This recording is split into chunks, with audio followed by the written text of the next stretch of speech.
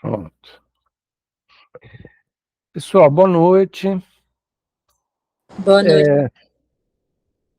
A gente finalizou, né, a primeira fase da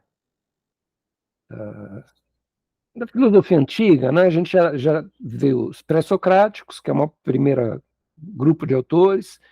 Depois a gente viu os autores clássicos, né? Que basicamente Sócrates, Platão e Aristóteles. E agora a gente vai para a terceira fase da filosofia antiga, que começa na Grécia, mas termina em Roma, e que é uma fase que é conhecida, em geral, pelo nome de helenismo. Tá? Helenismo é um título que se dá, de maneira geral, para essa fase da história da Grécia, né? Porque é uma fase que a maior característica dela é que a Grécia entra em crise. Assim, as cidades gregas, Esparta, Atenas, né? Sempre foram cidades muito guerreiras, muito ricas, muito potentes, assim, com exércitos, né? Grandes conquistas. E aí, justamente como a gente viu já na aula do Aristóteles, né? Quer dizer, num certo momento da história da Grécia, ele vira um império, né? Que foi o Império do Alexandre. E depois, quando o Alexandre morre, aí começa uma série de disputas de possíveis herdeiros, né? A coisa começa a se enfraquecer muito. E futuramente a Grécia vai ser dominada pelos romanos. Tá? Então, basicamente, a Grécia vai desaparecer como poder político, eles vão perder toda a autonomia, o poder todo vai se deslocar para Roma e eles vão ser uma espécie de lugar secundário, assim, menos importante. Né? Agora, imaginem como é que era, né, para um povo que sempre foi tão orgulhoso, tão cheio de si, são dono de grandes conquistas e tudo mais, como é que é para um povo assim, de repente, se ver meio que empobrecido, sem poder, né? Então é uma época de uma crise muito profunda das pessoas que moravam na Grécia. Elas entram numa depressão, assim, porque eles vão perdendo riqueza, as casas começam a estragar, eles já não têm mais dinheiro para consertar, já não tem mais a quantidade de escravos que tinha antes, né, para manter as propriedades funcionando, a quantidade de rebanho diminui, né? Enfim, é uma crise econômica, política que acaba gerando uma sensação de tristeza muito grande do povo, né? Um povo que sempre foi tão de nariz erguido, assim, que se achava aristocrata, se achava melhor que todo mundo e tal, e de repente entra numa crise muito grande, né? Então, a característica dessa fase da filosofia helenística vai ser basicamente responder essas inquietações assim que passaram a atormentar a população grega, tá? De ter perdido poder, ter perdido influência. E então, o que se faz com a vida, o que se faz, né, do mundo? Né? Então, são perguntas que vão começar a alimentar a filosofia. Né? Naturalmente, daquelas escolas todas que a gente viu até agora, né, que nasceram do Sócrates, por exemplo, né, e a escola da academia do Platão e do Peripato, né, do Liceu do Aristóteles, né, basicamente, essas escolas, o Aristóteles e o Platão, eles não tinham muito a dizer para essas pessoas, sabe? Basicamente, o que o Platão teria para dizer para uma pessoa que está triste, que está em crise, seria um pouco muito mais os diálogos socráticos do que aqueles diálogos que discutem a teoria das ideias, que discutem os conceitos de justiça e tal. Quer dizer, os gregos vão passar a viver numa sociedade de profunda injustiça, né? Imagina algo pior do que você ter um outro país que manda no teu. Tá? Então era uma situação de inconformidade assim, com a situação, mas eles também não tinham muito o que fazer, porque o exército romano era uma máquina, né? E que começou a conquistar o mundo inteiro, né? Não só os gregos, mas, enfim, as possessões dos romanos começam a tomar conta daquilo que vai ser futuramente o Império Romano. E aí, quer dizer, as escolas filosóficas que mais vão ter a dizer para esse período vão ser justamente aquelas que são chamadas escolas menores, que são oriundas do pensamento do Sócrates, né? Então, justamente os cirenaicos, que eram muito preocupados com a moral, então a moral vai ter um papel fundamental nessas escolas, vocês vão ver. Os megáricos, em menor medida, que eram aqueles que gostavam de lógica, de dialética, de jogos de quebra-cabeça e tudo mais, né? Mas que a gente vai ver que vai ter um pouquinho de influência nos estoicos, mas que depois também, logo, eles vão largar a mão dessas discussões, da lógica, né? E, por fim, os cínicos, né, que era uma escola onde se enfatizava muito a questão do estilo de vida, da filosofia como uma espécie de estilo de vida. Tá? E a gente vai ver, então, a partir do estudo dos estoicos, que é a primeira escola dessas helenísticas que a gente vai ver, né, que justamente essa questão do estilo de vida, de como ser feliz, né, passam a ser os temas fundamentais da própria filosofia nesse período. Tá? Então a gente vai transitar um pouco hoje pelos estoicos, que é a primeira dessas escolas. Né? Uma primeira coisa importante para dizer a respeito dos estoicos é que eles são menos estudados, são menos valorizados. Essas escolas helenísticas, de maneira geral, elas são menos estudadas do que o período clássico da Grécia, né? E menos também em relação aos pré-socráticos. Né? Dessas três fases, é a menos estudada, é a helenística, porque se diz que é uma fase que a filosofia não criou grande pensamento, não criou grandes coisas, mas numa movimentação mais recente, alguns filósofos têm resgatado contribuições importantes dessas escolas, nem que seja ao demonstrar que muita coisa que a gente acredita hoje que vem do cristianismo, que vem da fase medieval e tudo mais, na verdade já nasceu com os estoicos, já nasceu com essas escolas helenísticas, né? Então, é um estudo que está começando a ser mais valorizado, mas que tradicionalmente nunca foi muito valorizado, né? E isso é engraçado porque, assim, os estoicos, por exemplo, é uma escola que exerceu influência, mesmo sem ter grandes nomes e tudo mais, exerceu uma influência sobre a região da Grécia e de Roma durante 500 anos. Né? Então, a gente tem pelo menos três fases dessa escola, uma fase que é chamada de antigo pórtico, médio pórtico e novo pórtico. Né? Por que pórtico? Né? Porque essa palavra estoicos, ela vem de uma palavra grega que é estoa. E estoa, o que é? Nada mais é do que esse tipo de construção, que era um tipo de construção muito comum na Grécia, que eram construções formadas por pilares, muitas vezes em duas fileiras assim de pilares, e com uma laje por cima, uma cobertura por cima, né? E que era muito usada assim para entrada de jardins, para templos religiosos, né? Um tipo de construção muito comum, uma construção pública, onde todo mundo podia ter acesso, né?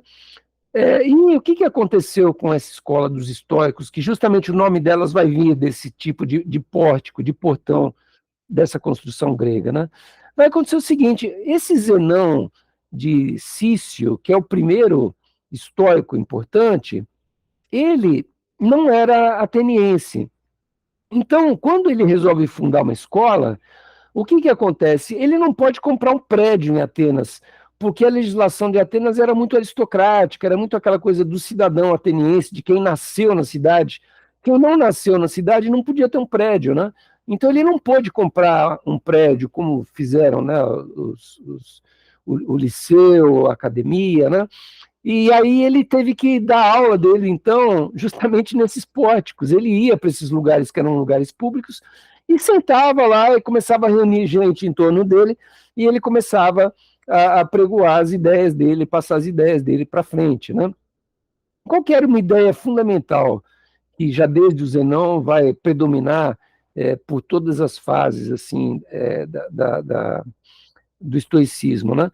Vai ser a questão da valorização muito da virtude e do pensamento voltado para a interioridade, né? Vocês devem lembrar que eu falei para vocês que o problema da subjetividade, ele começa a surgir na filosofia a partir do Sócrates, do Platão, né?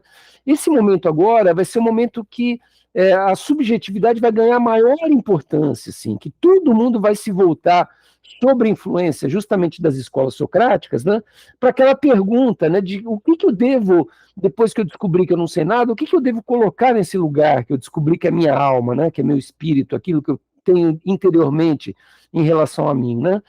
E uma primeira resposta bastante forte e evidente é a seguinte: o que eu tenho que colocar ali são virtudes, eu tenho que ser um sujeito virtuoso, eu tenho que ser um sujeito que tem bons comportamentos, que age da maneira correta, né?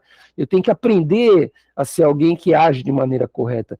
Então, os estoicos, eles eram quase que obcecados por esse motivo da perseguição da virtude, de como que eu desenvolvo esses valores, que são valores que me tornam um sujeito melhor, um sujeito ético, né? E isso vai estar, então, presente em todas as fases, né? Desde o Zenão até a última fase. Ainda antes de entrar no conceito da virtude, na importância desse conceito aqui para a gente, eu vou falar um pouco ainda dessas fases, né? Por que acontece essa coisa das fases? Na primeira fase, o Zenão vai ser o criador da escola, é um pensador importantíssimo, porque estabelece todas as linhas básicas do que vai pensar o estoicismo. Agora, o estoicismo é uma escola que, diferente de outras que a gente vai ver, o epicurismo, por exemplo, que a gente vai ver a semana que vem, é uma escola que aceita o debate, o questionamento das ideias, né? Então vão surgir outros autores importantes do estoicismo, né? O próprio Cleantro, que vem junto ali, mais ou menos, com o próprio Zenão, e o Crísipo, que vai ser um autor importantíssimo. Por quê? Porque ele viveu 20 anos junto com o Zenão, então ele conheceu, né, o Zenão na sua fase mais madura, e ele também escreveu muito.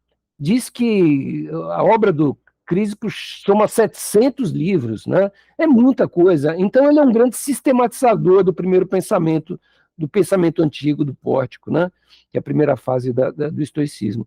Depois que morreu essa primeira geração dos estoicos, o estoicismo ele vai continuar, mas ele vai continuar meio fraco, assim, sem grandes novidades, até que surgem outros dois grandes autores, que são Panécio e Posidônio, que vão ser autores também importantes, medianamente importantes, né? E aí, novamente, quando eles morrem, que já é perto do ano 50, ali, antes de Cristo, vai haver novamente uma fase sem grandes nomes, né? E aí, justamente na virada da era cristã, para os anos antes de Cristo, para aqueles depois de Cristo, vão surgir três pensadores muito importantes. O Sêneca, que era um estoico bastante importante, ele era um senador em Roma, ele foi preceptor do Nero, que é aquele imperador maluco lá que pôs fogo em Roma e tudo mais, né? Então é um cara importante. O Marco Aurélio, que foi imperador de Roma. Então é uma escola filosófica que tem um imperador que é filósofo, tá? E o Epiteto, que é exatamente o contrário, o Epiteto era escravo. Então, só para mostrar para vocês a variedade de filósofos que abrangeu essa escola, né? Desde alguém que era um grego rico, tradicional, que era o Zenão e o Crísipo, né? Até um senador romano, um imperador e um escravo romanos, né? Então, toda essa variedade de nomes, né, que constituem o estoicismo, né? E que vão estar amarrados com algumas características do estoicismo, que daqui a pouquinho eu vou falar um pouquinho mais para vocês, tá? Mas, assim, basicamente, o estoicismo foi uma escola que popularizou demais a filosofia. A filosofia, até então, era aquela coisa, o Sócrates tinha lá meia dúzia de seguidores, o Platão teve uma dúzia de pessoas, né? O Aristóteles tem lá 25, 50 que viravam em torno dele, né? O estoicismo é a escola que pega todo mundo assim, muito triste na Grécia, porque a Grécia teve a falência da cidade-estado e tudo mais, e começa a ser uma filosofia que passa a ser uma filosofia para todo mundo, uma filosofia popular, uma filosofia que dizia para as pessoas que estavam desiludidas: olha, chegue perto da gente que a gente vai te ensinar a ser mais feliz, né? É uma coisa que lembra muito religião, assim, né? Mas que era um pensamento que não era justamente religioso, era um pensamento que tinha uma outra característica, tá? Então, por isso, né, quer dizer, essa quantidade de autores, inclusive a quantidade de seguidores do estoicismo, foi junto com o epicurismo as duas escolas que mais gente seguia, né, durante todo esse período aí de 500 anos dessa história da Grécia e de Roma, tá? Essa história do pórtico, eu já contei para vocês, né? O fato de que ele aceitava a discussão crítica em torno dos dogmas do pensamento do Zenão, então não colocava o Zenão como um deus, alguém que era o cara dono da verdade, né? Diferentemente da escola que a gente vai ver a semana que vem, do epicurismo, que não aceitava críticas ao Epicuro, né? Então o estoicismo e o epicurismo sempre tem um paralelismo, assim, de comparações, né, e de divergências que aproximam e distanciam essas duas escolas, tá? E que duraram esses 500 anos, tanto uma quanto a outra. O Crispo, então, deixou mais de 700 livros e fixou a doutrina dessa primeira fase da escola, que é o antigo pórtico, né? E aí vamos começar a falar das características. Então, uma primeira característica muito importante dessa escola é que eles eram sensualistas e materialistas. O que quer dizer isso, né? Quer dizer que, primeiro, eles eram todos inimigos das teses metafísicas, tanto do Platão, de mundo das ideias, essa coisa toda, quanto também do Aristóteles, daquela coisa de motor imóvel, né, de mundo supralunar, sublunar. Eles não queriam saber de nada disso. Eles queriam saber do sensualismo, ou seja, daquilo que a gente percebe por intermédio dos sentidos, daquilo que a gente vê, daquilo que a gente toca, daquilo que a gente ouve, né? Os sentidos eram a porta de entrada do conhecimento, né? Então vai ter um pensamento nesses estoicos que vai, inclusive, voltar lá por volta do século XVII, na Europa e tudo mais, que é a ideia de que o ser humano é uma espécie de página em branco, ou, como se dizia no Locke, lá no século XVII, vai dizer que é uma tábula rasa. É um papel onde você pode escrever qualquer coisa. E o que você escreve? Você escreve aquilo que você conhece, por intermédio dos sentidos, que é justamente o mundo da matéria.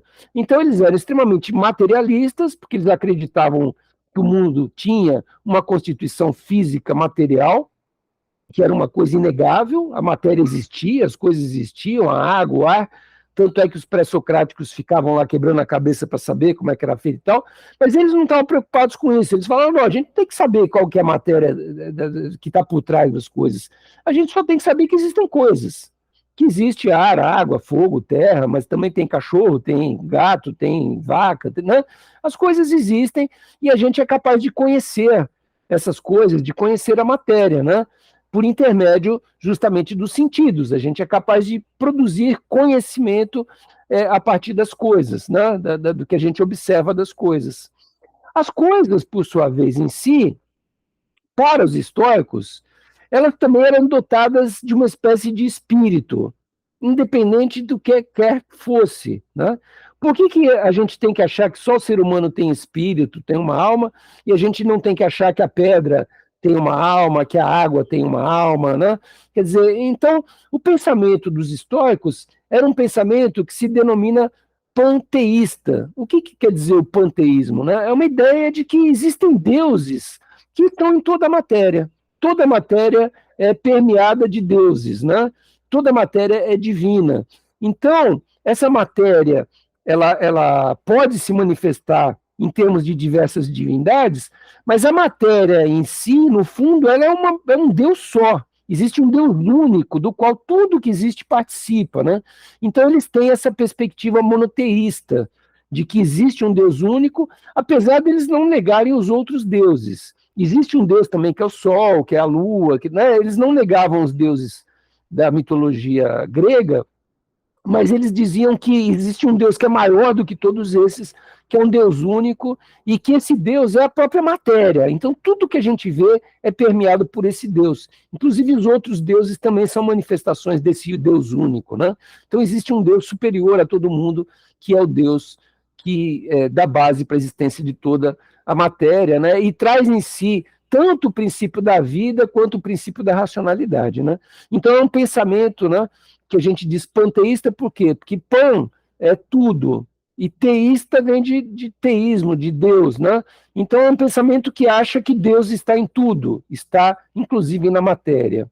Um outro nome que se dá para essa escola também é ilozoísmo, né? Ilozoísmo quer dizer também que tudo está permeado de espírito, de divindades, né? Qualquer coisa que você enxergue é permeado de divindades. Então esse era um pensamento, né, muito influente da escola estoica do Zenão. Tá? Explicações de por que ele pensava desse jeito. Porque ninguém na Grécia, né, até então pensava desse jeito, né, de que existia um Deus único, por exemplo. Então, alguns autores contemporâneos vão dizer que isso era influência do semitismo, que era influência do judaísmo. Por quê? Porque Zenão, ele era oriundo de povos semitas, que eram povos que seguiam o judaísmo, né, o monoteísmo judaico.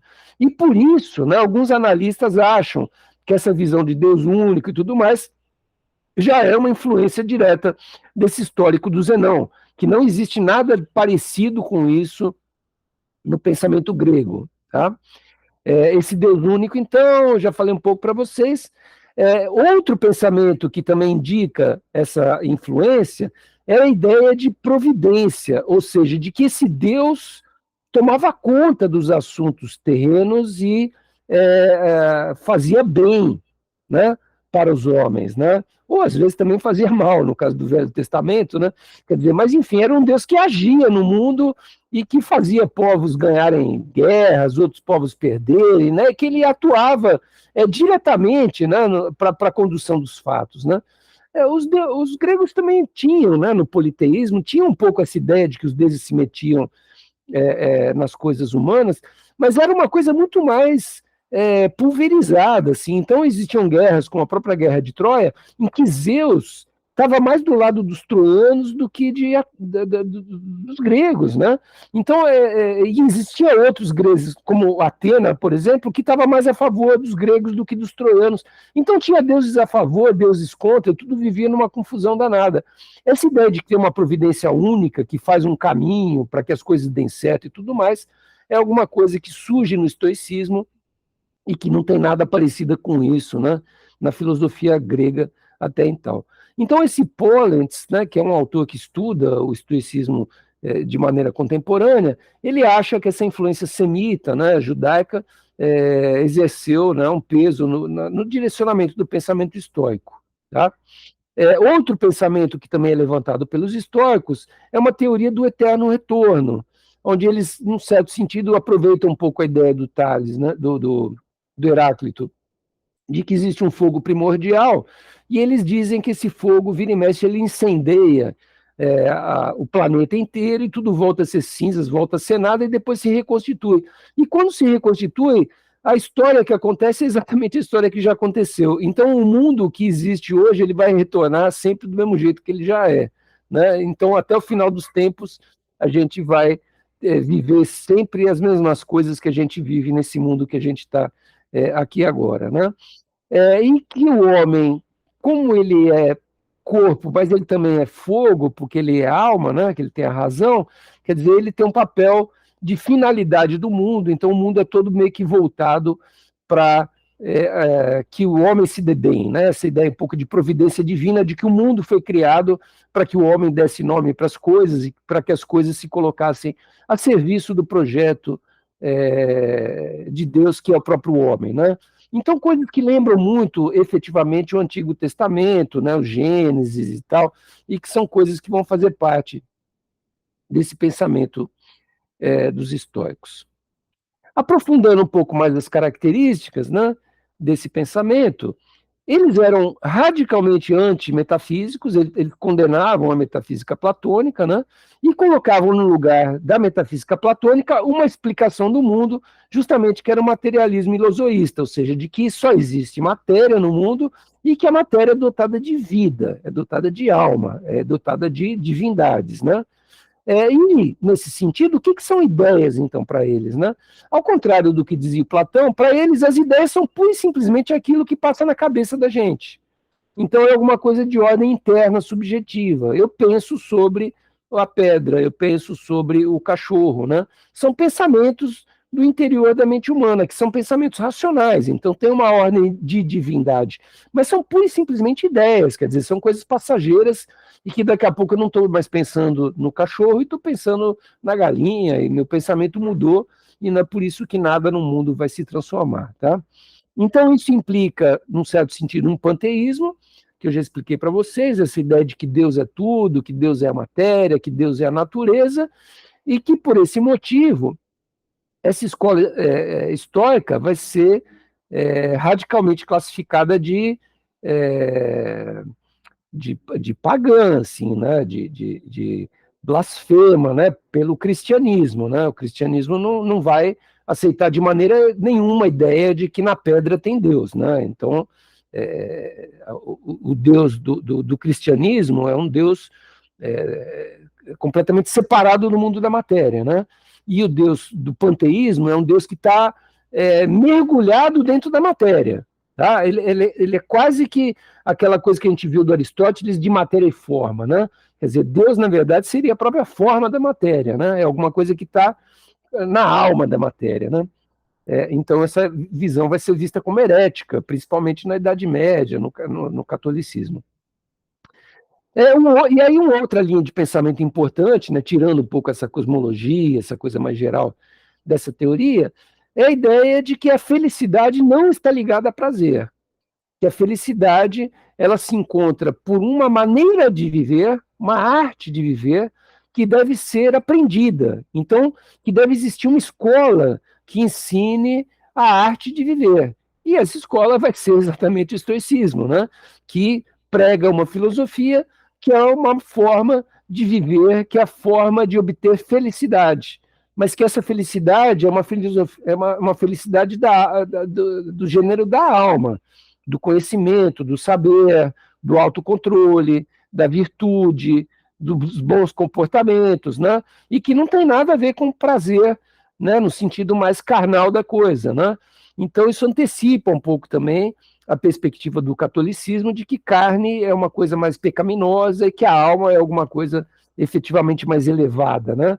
Então já começa a dar um pouco de ideia de que o prazer não é alguma coisa de natureza humana. Por que eles chegam a essa conclusão? Porque ele vai dizer, olha, as coisas que dão prazer para a gente, que são, enfim, comer, beber, dormir, ficar estável na vida, ter segurança, né? Tudo que dá prazer para a gente são as mesmas coisas que dão prazer para um gato. Né? Prazer, o gato fica feliz para comer, para beber, dormir, a ter segurança. Ou seja, esses prazeres, né, que são prazeres carnais, são prazeres de ordem animal, e não de ordem racional, que é aquilo que o homem tem de mais elevado. Né?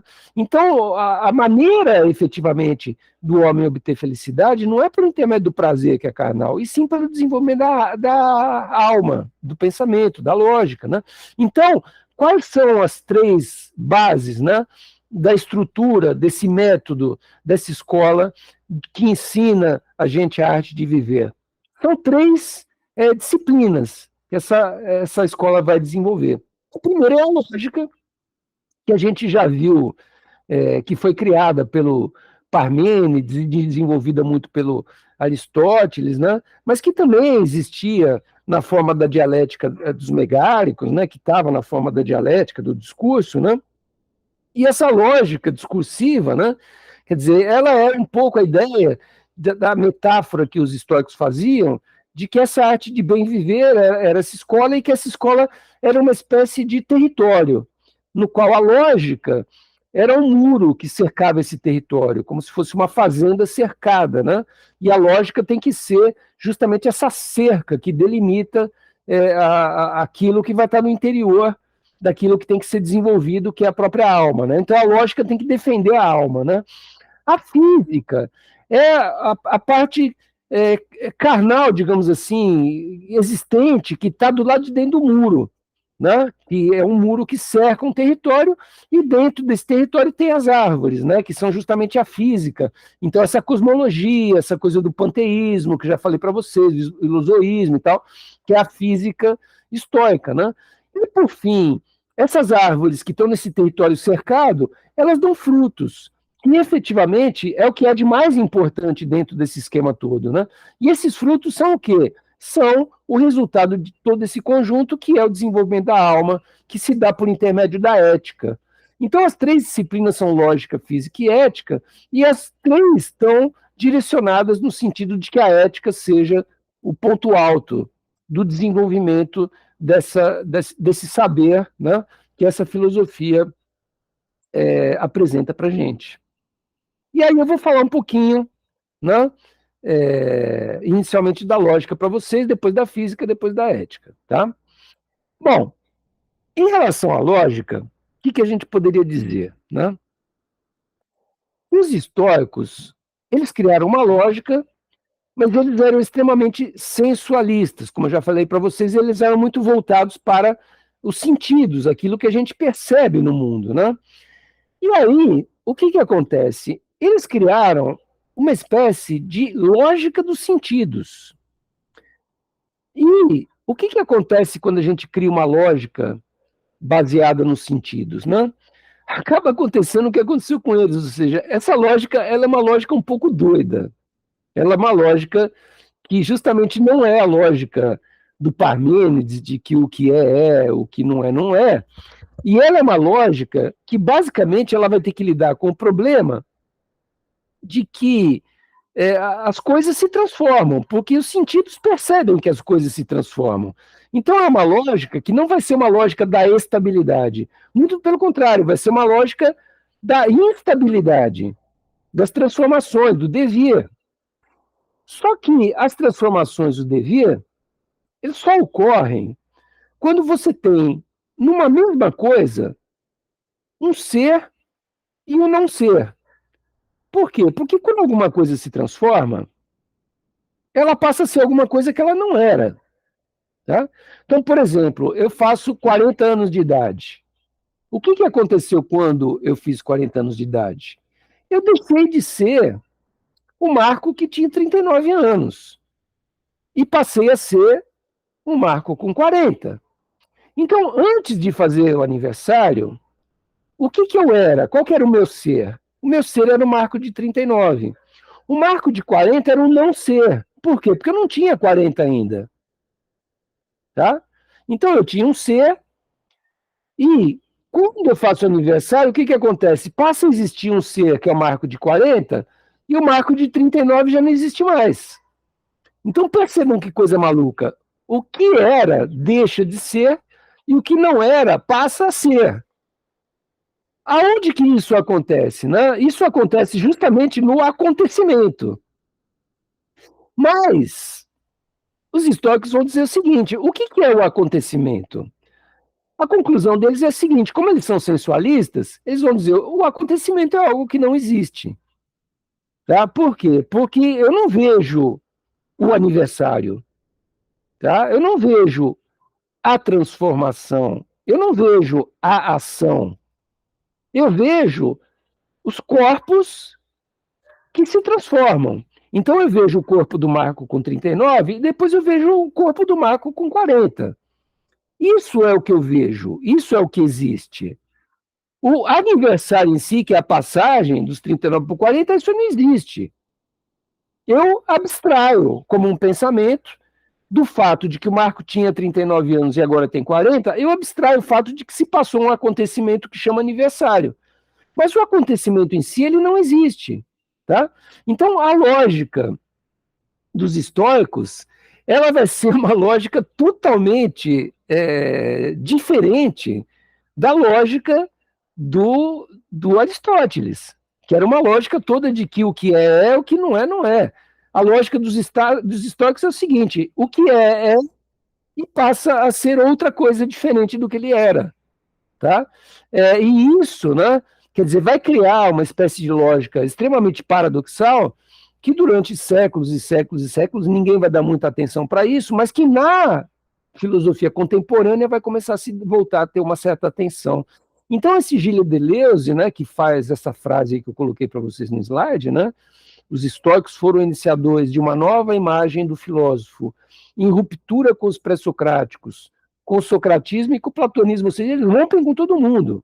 E essa nova imagem do filósofo já está estreitamente ligada à construção paradoxal da teoria dos sentidos. Quer dizer, esse novo filósofo que surge do estoicismo tem muito a ver com essa lógica paradoxal que eles criaram.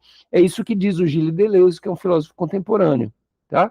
Então eles vão dizer o quê? Só existem duas espécies de coisas que a lógica vai poder estudar.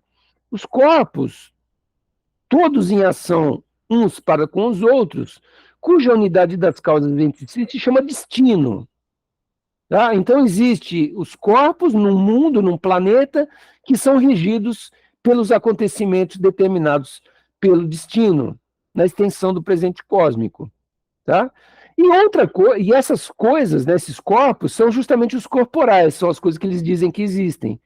Outra coisa, que é outra espécie das coisas, são os efeitos, que são incorporais. Por quê? Porque os efeitos são alguma coisa que eu não posso ver. Eu não consigo ver o aniversário, que é um efeito do corpo do Marco com 39 anos que vai passar a ter 40. Eu consigo ver o corpo, mas o efeito ele é um incorporal, ou seja, ele é um atributo lógico dialético, que só acontece por quê? Porque eu vejo que existe algo antes e algo depois, mas o acontecimento em si eu não vejo. Eu tenho que abstrair. Então, ele não existe. Ele é uma abstração. Então, para os estoicos, por exemplo, né, só para fazer um exemplo de como é radical esse pensamento, não existe chuva. Existe o quê? Existe gota cai, gota não cai. Gota cai, gota não cai. Gota cai, gota não cai. Né? A única coisa que eles são capazes de enxergar são os corpos, que é uma gota caindo. Agora, tem um momento que a gota cai, tem um momento que a gota não cai. Então não existe chuva, que é um acontecimento que envolve, né, todas as gotas que estão caindo. Não existe essa abstração. Isso é justamente uma abstração. Então é um pensamento, e como ideia para eles é uma coisa que está só na cabeça do homem, então esses incorporais eles só existem como essa bolha de sabão que a gente tem dentro da cabeça da gente, mas que na realidade não existe. Tá? Então uma mão cortada é uma mão que sofreu um acontecimento, ou seja, sofreu algo que não existe. Tá? Ela passou de ser de mão inteira para mão cortada. Só isso que existe, a mão inteira e a mão cortada. O acontecimento, o cortar, para eles não existe. É simplesmente a maneira como a gente representa essa passagem de algo que era em potencial cortado para algo que se torna atual cortado. Né? Então, percebam que é uma lógica um pouquinho doida, né? O acontecimento, ele é e ele não é ao mesmo tempo. Se a gente fosse imaginar que um acontecimento é alguma coisa que existe, ele tinha que envolver o Marco com 39 e o Marco com 40. Ele tinha que envolver os dois. Por quê? Porque o aniversário, ele liga o Marco de 39 com o Marco de 40 numa passagem, numa transição, não devia, né? Então ele, enquanto acontecimento, ele deveria juntar os dois. E quando ele junta os dois, o que ele está juntando? O que é com o que não é. Né? E isso, evidentemente, é um paradoxo, é uma contradição, você juntar o que é com o que não é. E aí o Deleuze vai dizer, olha, eu não sei se é um livro que vai cair esse ano, o ano passado era um livro da FUVEST, o Alice no País das Maravilhas, né? E o exemplo que Deleuze dá é exatamente o livro do Alice no País das Maravilhas. Por quê? Porque é uma ficção em que existe uma personagem que é a Alice, né? E que ela meio que talvez esteja sonhando, não se sabe direito, mas ela começa a viver uma série de coisas muito esquisitas, né? Então ela vê um coelho que tem um relógio, né? E esse coelho fala, ele diz que está atrasado, ele entra num buraco e começa a cair, e a Alice, muito curiosa, vai atrás do coelho e começa a cair também, né? E aí quando ela cai lá numa salinha, tem duas comidinhas lá que estão com rótulo. Tinha um rótulo que estava para crescer, e tinha um outro rótulo que estava para diminuir.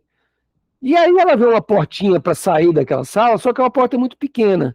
Aí o que ela faz? Ela come a comida para encolher. E ela encolhe. e ela fica pequenininha.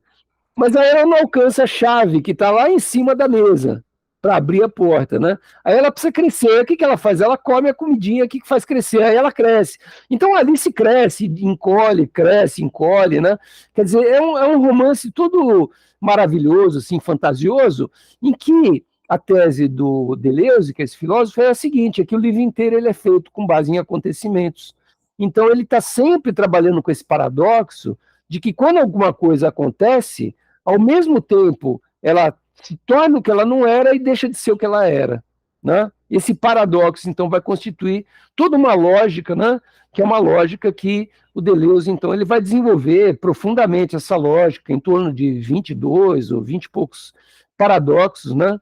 Que ele mostra que são paradoxos dos acontecimentos. Você vai dizer um paradoxo, né, para vocês pararem para pensar assim, né? O que é o tempo, né? O que é o tempo? Segundo a perspectiva dos estoicos, o tempo é o presente. O único tempo que existe é o presente. Existe outro tempo? A gente consegue ir para o futuro e cortar o cabelo, né? A gente não consegue, a gente vai ter que esperar virar presente, né? Talvez amanhã virar presente para ir cortar o cabelo. A gente consegue ir para o passado e falar assim, poxa, eu não comi aquele brigadeiro na festa, eu devia ter comido. A gente ir para o passado e comer o que a gente não... A gente não consegue. Por quê? Porque o passado não existe enquanto coisa, enquanto ato, né? E o futuro também não existe. Então, o que existe? Só existe o presente. Mas o presente, como um acontecimento da passagem do tempo, o que ele é? O presente é o momento que cria um passado e que avança na direção do futuro. Olha que lógica maluca, né?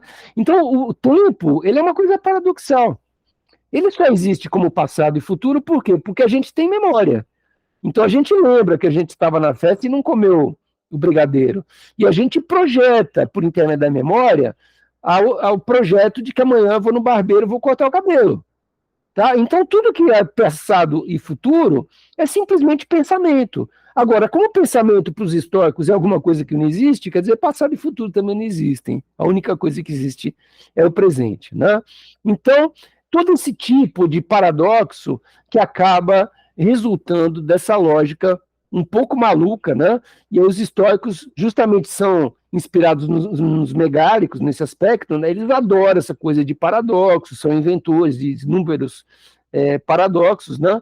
E usam, né, esses paradoxos como um instrumento justamente de lógica para o desenvolvimento da boa vida. Né? O objetivo deles é tornar as pessoas felizes, olha que maluquice, né?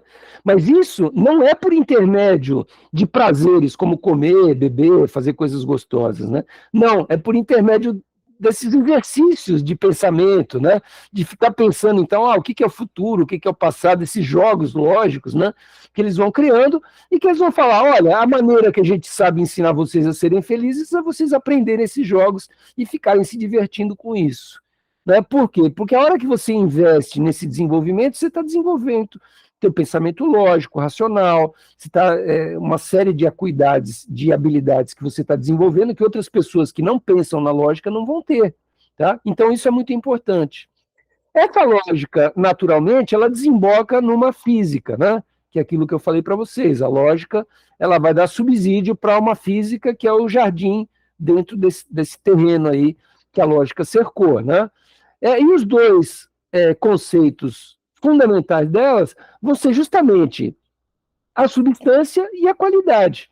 Por quê? Porque para eles, como a única coisa que existe são as coisas concretas, né, existentes, substanciais, a única coisa que existe é a substância, então a gota de água que cai, a mão que está passível de ser cortada, a substância e as qualidades. Quais são as qualidades? São as qualidades da própria substância. Então, a água é molhada, a água, a temperatura dela em geral parece que é fria, ela é transparente, ela, se você juntar 1 litro de água, você vai ter 1 quilo de peso. São qualidades que a substância tem, né? E tudo aquilo que não é a própria qualidade de substância, eles vão dizer que, no fundo, são modos da própria coisa. Então, a mão cortada não é uma substância, substância é a mão. A mão cortada, o que que é? É um modo. Existem mãos que foram machucadas e que estão cortadas. Existem mãos que não foram cortadas e não estão machucadas, né? Então, tudo isso, quer dizer, constitui uma espécie de mundo, né? É todo encantado, assim, né? Onde isso que a gente acha que são acontecimentos, na verdade, são intervenções da providência divina que ficam transformando as coisas em outras coisas, as outras coisas em umas coisas, algumas coisas são reversíveis, outras são irreversíveis. Então a água, eu posso congelar a água, ela vira gelo. E aí depois eu esquento o gelo, vira água. Aí eu congelo de novo, vira gelo, gelo vira água. Isso é um processo irreversível, né? A madeira, se eu queimo, já é um processo irreversível. Eu queimo a madeira, vai sobrar carvão e fumaça, né? Então, eles ficam brincando com esses conceitos que eles desenvolveram na lógica para explicar como que seria a física, né? Mas é uma física toda muito materialista, né? É isso que é a característica importante dessa física.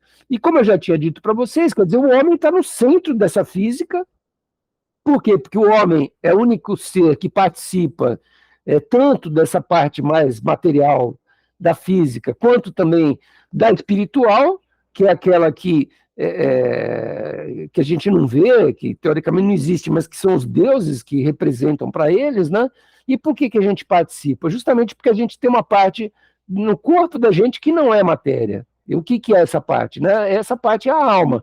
Agora, não é matéria, não é mão, osso, carne, mas eles acham que a alma também é matéria, porque a única coisa que existe é matéria, então ela também é um tipo de matéria. Mas que tipo de matéria ela é? É um tipo de matéria muito parecido com a fumaça, parecida com o fogo. Então é uma matéria leve, é uma matéria que não tem forma, né? Matéria que se dissipa, né? Então a alma é corpórea também. Por quê? Porque ela é um fragmento da alma cósmica, né? E aí isso liga então a alma com o ar, com o fogo, né? Com elementos primordiais lá dos pré-socráticos que fazem parte então dessa composição, dessa ficção, né? Desse mundo dos estoicos. E aí a gente chega, né, na cereja do bolo assim, do estoicismo, que é a ética, então, é a parte mais relevante da teoria, e a ética é a parte do estoicismo que exerceu influência durante 500 anos. A lógica, a primeira o estoicismo arcaico, antigo, ele trabalhou bastante a lógica. Os outros já começaram a ter um pouco de preguiça desse negócio de jogo, de paradoxo e tal, e foram abandonando. Tá? A física eles não abandonaram, mas também não ficaram fazendo muito mais descobertas do que aquilo que já tinha sido falado anteriormente. Né? Mas na ética, não. A ética é o campo onde efetivamente as grandes descobertas e evoluções do estoicismo vão se realizar. Tá? Por quê? Porque tinham que se desenvolver técnicas de aquisição de felicidade. E a ética vai ter por fim justamente ensinar, né, como é que o ser humano pode alcançar. E isso passou por uma longa tradição de técnicas, né, que o estoicismo vai desenvolver. Então, por exemplo, eles diziam, né, a gente tem que desenvolver o hábito do bom comportamento. Como é que a gente vai desenvolver esse hábito? Né? A gente tem que estar com o bom comportamento tão automático, né, no corpo da gente, que quando alguma situação que exige o bom comportamento apareça, automaticamente a gente vai ter que fazer o bom comportamento. E como é que a gente aprende isso? Aprende que nem o cara que aprende a fazer ginástica, aprende a correr de maneira veloz, ou seja, treinando. Como é que a gente treina? Aí começa toda a ladainha dos históricos. A gente, para treinar, a gente tem que projetar situações que a gente vai provavelmente viver algum dia. Então, o que com certeza todos nós vamos viver algum dia? Todos nós vamos morrer. Então, o que o estoico tinha que fazer regularmente? Ele tinha que fazer o exercício de fazer a seguinte projeção. Bom, morri. O que acontece agora? Em que eu vou pensar? Eu não tenho mais acesso ao mundo físico, eu não vou mais abrir o olho, eu não vou mais comer, eu não vou mais dormir. O que vai acontecer? Né? E eles começavam a desenvolver técnicas, então, de pensamento para simular essas situações e entender efetivamente o que era, né? Você estar preparado para morrer de maneira feliz. Então, como é que você morre feliz, né? Por exemplo, alguém está para morrer, então, não sei o que lá, que a pessoa vai ficar triste, vai começar a chorar, né? Então, a primeira coisa que os históricos vão falar, não, você não pode ficar triste com a morte. Você não pode chorar quando você está prestes a morrer, né? Então, o comportamento ético, o comportamento nobre, digamos assim, frente à morte, é encarar a morte com tranquilidade, com paz, né? De uma maneira a não se deixar afetar, né? Então é totalmente o avesso do que a gente é hoje, né? A gente vai para o médico hoje, o médico fala, você está com não sei o que lá, não, tá? Você já fala assim, não, é câncer, eu vou morrer, e começa a chorar, né? O estoico não, é aquele que ele fica o tempo inteiro falando assim, não, mas e se eu tiver com câncer? E se eu tiver com câncer? Se eu tiver com câncer? E naturalizando isso, ele vai começar a conviver com isso de uma maneira tranquila, até porque ele não está com câncer, então ele não tem esse perigo rondando a vida dele.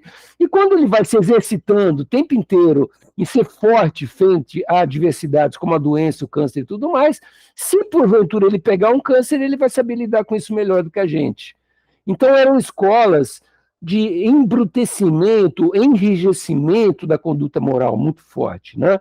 Eles iam criando, né, uma sequência de exercícios para o exercício daquelas condutas éticas que eram tidas como as virtuosas, né?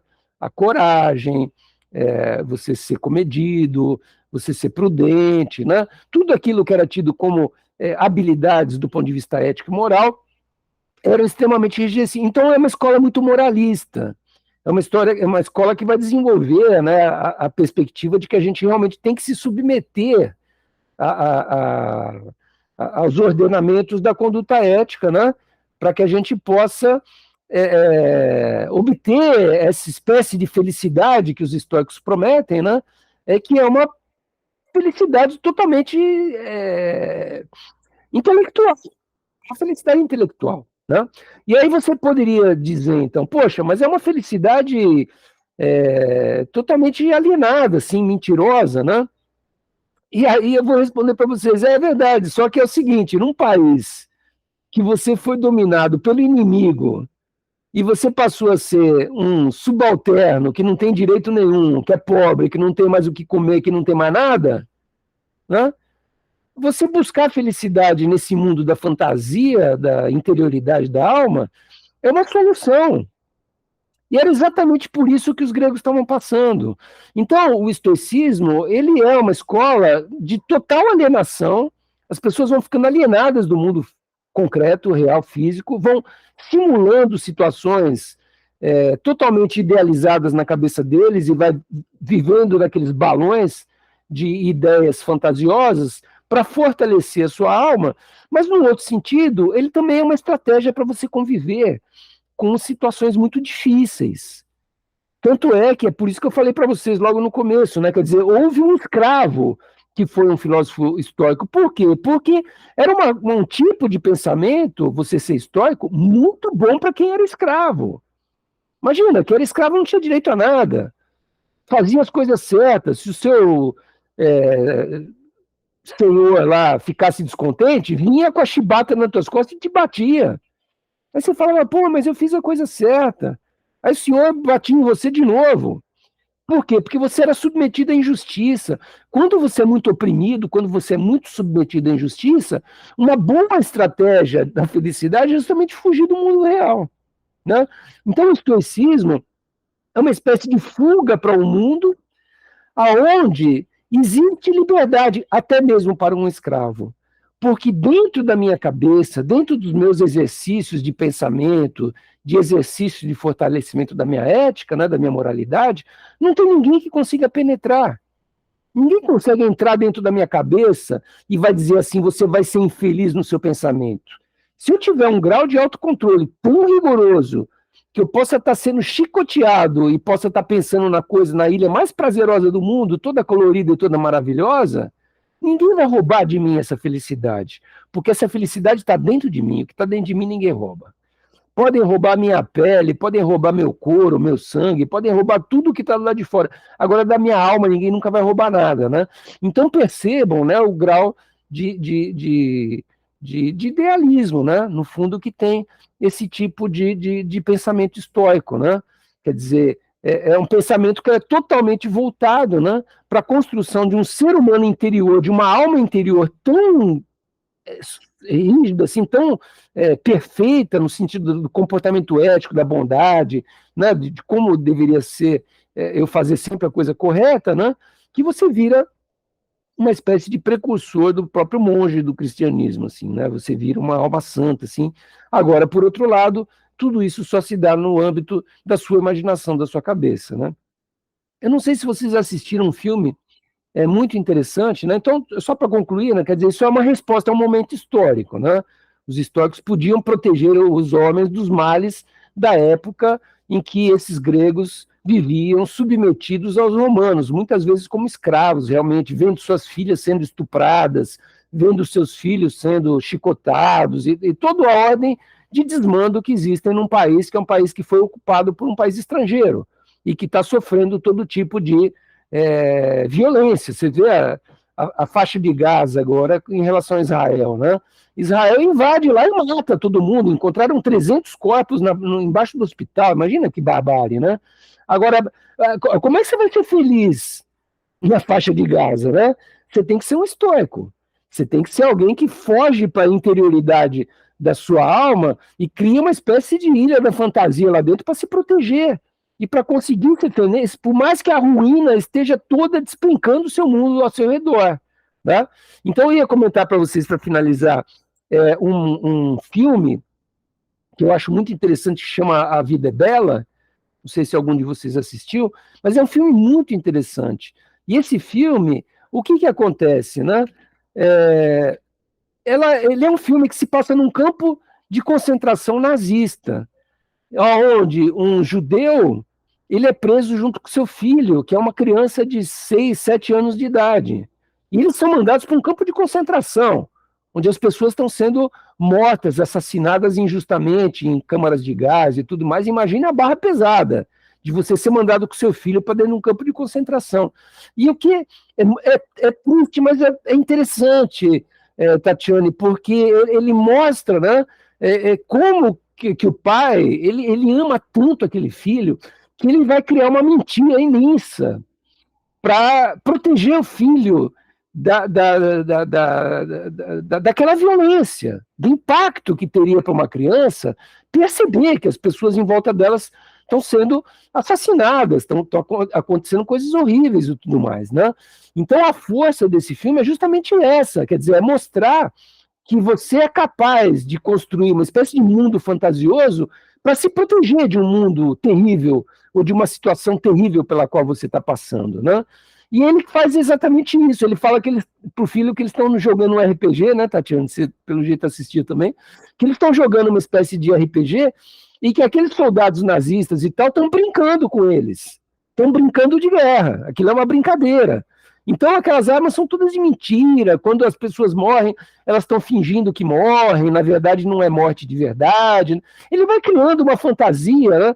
E o filho é muito inteligente, e ele desconfia, ele fala, mas isso aqui, né? E o pai é mais inteligente ainda, ele dá um nó em pingo d'água e fala, não, mas isso aqui é porque queriam enganar não sei quem, porque queriam fazer que você acreditasse que não sei o que lá, e tal, para te assustar, para te pôr medo, né?